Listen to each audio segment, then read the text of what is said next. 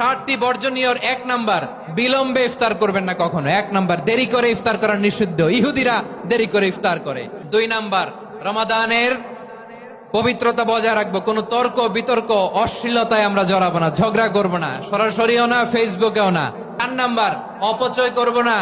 ইন্নাল মুবাযযিরিনা কানু ইখওয়ানাশ শায়াতিন ওয়া কানা শাইতানু লিরাব্বিহি কাফুরা।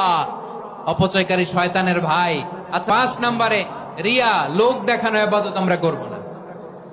লোক দেখানোর জন্য নামাজ, রোজা, জিকির, তেলাওয়াত, দান সদকা এগুলো করলে আল্লাহর দরবারে এগুলো কবুল হবে।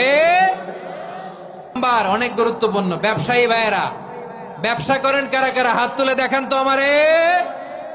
মাশাআল্লাহ, হাত নামান।